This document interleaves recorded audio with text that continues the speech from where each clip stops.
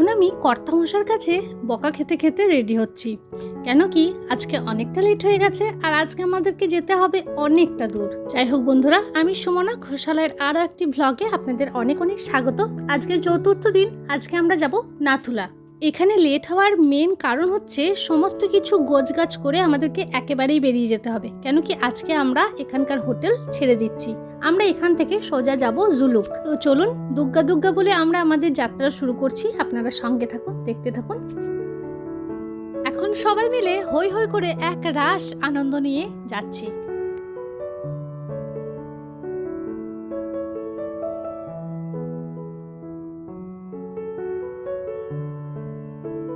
কখনো গলি গলি রাস্তা, আবার কখনো সোজা রাস্তা। পাহাড়ের গা বেয়ে আমরা অনেক উপরে উঠে যাচ্ছি আজকে, যার উচ্চতা হচ্ছে 14,200 ফিট।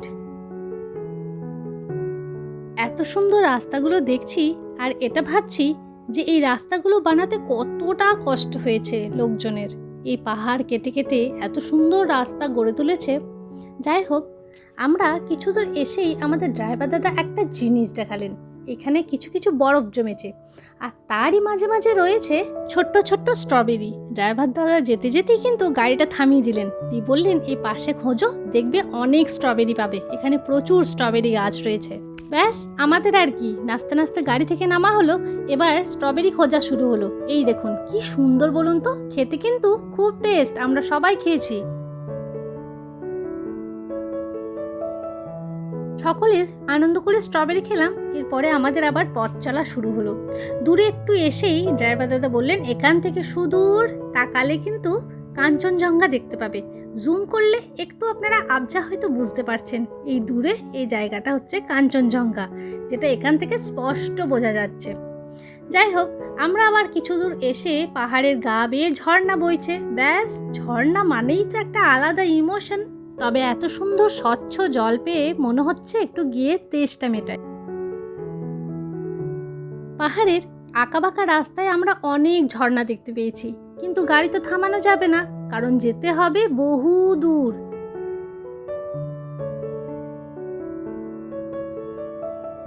রাস্তা যত পেরোচ্ছি কুয়াশা যেন তত ঘন হয়ে আসছে। ড্রাইভার দাদা আমাদেরকে এটাই বোঝাচ্ছিলেন যে আমরা উপরে যত তাড়াতাড়ি উঠতে পারবো ততটাই আমাদের জন্য ভালো, কেন কি এখানকার ওয়েদার ক্ষণে ক্ষণে চেঞ্জ হয়। এই যে এখান থেকে আমরা চাক্ষুষ দেখতে পাচ্ছি পাহাড়ের উপরে বরফ জমেছে। আমাদের আনন্দের আর সীমা নেই। এখন আবার যত রাস্তা বেরোচ্ছি ততই যেন বরফগুলো চোখের সামনে এসে পড়ছে আর আমাদের আনন্দও ডবল হচ্ছে। ওয়াও, কি খাচ্ছো? Wow, Maggi. বাইরে যা ঠান্ডা, তার মধ্যে আমরা এই গরম গরম ম্যাগি খাচ্ছি। গ্লাস ফ্লাস এগুলো কিচ্ছু মেয়ে আর লাগবে আমি।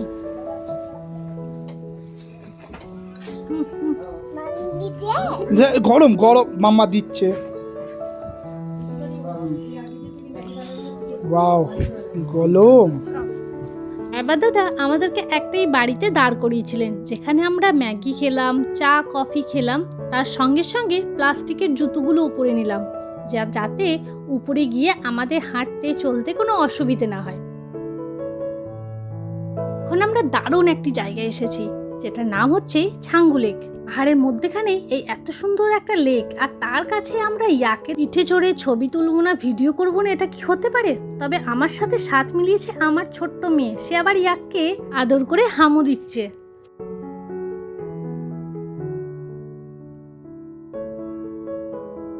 অনেক ছবি অনেক ভিডিও করে মন শান্তি হয়ে গেছে। এবার আমরা আবার যাত্রা শুরু করলাম বরফের দেশে। এবারে তো চারিদিকে বরফই বরফ, মন একদম গাড়িতে বসেই নাচছে, যেন মনে হচ্ছে বরফে গিয়ে কখন আমরা সকলে মিলে নাচানাচি বরফ ছোড়াছুড়ি করব। একই সঙ্গে যেন আমরা সব কিছুই পেয়ে গেছি। এই দেখুন স্নোফলও শুরু হয়ে গেছে, দারুণ স্নোফল হচ্ছে। এদিকে গাড়ির জ্যাম লেগে গেছে, লাইন দিয়ে গাড়ি লেগে গেছে। আবার ড্রাইভার দাদারও ভয় লাগছে যে স্নোফল তো শুরু হয়ে গেল, এবার না রাস্তা বন্ধ করে দেয়। কারণ ড্রাইভার দাদা তো প্রায়শই এদিকে আসে। তো উনি বলছেন যে বেশি স্নোফল হলে তখন রাস্তাগুলোতে স্নোফল পড়ে গাড়িতে স্কিড করে, তাই জন্য কি হয়, ওখানে যেসব মিলিটারি লোকজন আছে তাদেরকে এগুলোকে পরিষ্কার করতে হয়। তো তারা যখন পরিষ্কার করতে করতে হাঁপিয়ে ওঠে যে আর পারছে না, তখন তারা রাস্তা বন্ধ করে দেয়। ঠিক এই একই জিনিস হয়েছে আমাদের সঙ্গে, মানে আমাদের কপালে। আমাদের কিন্তু রাস্তাটা বন্ধ হয়ে গেল ঠিক এই সময়। অতিরিক্ত স্নোফল পড়ছিল আর তার জন্যে ওনাদের অসুবিধা হচ্ছিল রাস্তা ক্লিয়ার করতে, আর সেই জন্য ওনারা এসে বললেন তোমরা সবাই ব্যাক করো। আর কিচ্ছু করার নেই, আমরা সকলে সেই লেভেলের এক্সাইটেড হয়ে আকাশে উঠছিলাম, আর এখন এক ঝটকায় মাটিতে এসে পড়লাম। সব থেকে দুঃখ কিসে লাগছে জানেন, যে আমরা আর মাত্র 400 মিটার দূরত্বে ছিলাম নাথুলা পয়েন্ট থেকে।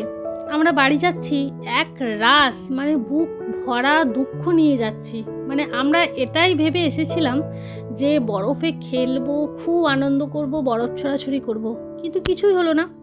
তো যাই হোক, কিছু তো করার নেই, কপালে না থাকলে তো আর কেউ কোথা থেকে এনে দিতে পারবে না। ওখান থেকে বেরিয়ে এসে আমরা এখন এলাম বাবা মন্দিরে। এখানে বাবা হরভজন সিংকে ঠাকুরের সমান তুলনা করা হয়। উনি ছিলেন ইন্ডিয়ান আর্মির একজন সাহসী সৈনিক। যখন চায়নাদের সাথে বর্ডারে ঝামেলা লেগেছিল, তখন অন্যান্য বাকি সৈনিকরা মৃত্যুবরণ করেছিলেন, কিন্তু তিনি একাই ছিলেন যিনি চায়নাদেরকে ঠেকিয়ে রেখেছিলেন অনেকক্ষণের জন্যে। তারপর দুর্ভাগ্যবশত তিনিও মৃত্যুবরণ করেন। তবে এখনও শোনা যায় যে বর্ডারের মধ্যে আমাদের ইন্ডিয়ান আর্মির কোনো লোকজন যদি পাহারা দিতে গিয়ে বাই চান্স ঘুমিয়ে পড়ে, তো তিনি নাকি এখনও থাপ্পড় মেরে তাকে উঠিয়ে দেন। এখন আমি অনেকটা সিঁড়ি পেরিয়ে উঠে এসেছি উপরে, আমার আর দাঁড়িয়ে থাকার ক্ষমতা নেই, তাই আমি বসে গেলাম। এখানে আমার নিঃশ্বাস নিতে প্রচণ্ড কষ্ট হচ্ছিল।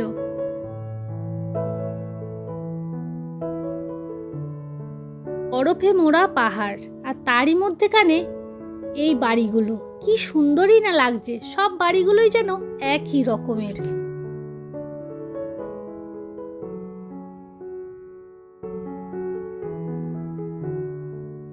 আমরা এবার উপর থেকে নামতে শুরু করেছি, মানে জুলুকের রাস্তা ধরেছি। এখন বৃষ্টি পড়ছে, তাই বাইরে বেরোনোও যাচ্ছে না। এক্স্যাক্ট রাস্তা পেরিয়ে ওই নিচে দেখছেন, ওইটা হচ্ছে জুলুক। ওই ছোট্ট ছোট্ট ঘরবাড়ি দেখতে লাগছে পাহাড়ের একদম নিচে, তবে খুব নিচেও বলা যাবে না। নাথুলা ছিল 14,200 ফিটের মতো, আর এটা হচ্ছে মোটামুটি 10,000 ফিট ধরে রাখুন। তবে এখানে বাইরে প্রচণ্ড ঠান্ডা লাগছে, একদম জানালা খোলা যাচ্ছে না।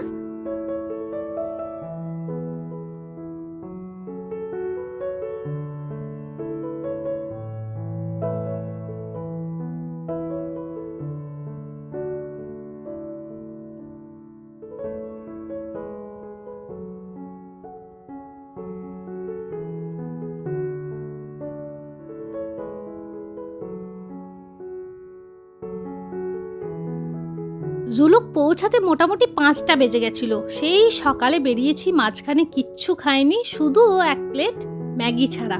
তার সাথে সাথে দিয়েছে গরম গরম খাবার। আমরা এখানে হোমস্টেতে উঠেছি, তো ওনাদেরকে বলেই দিয়েছিলাম আগে থেকে যে আমাদের খাবার রেডি করুন, আমরা এসেই গেছি।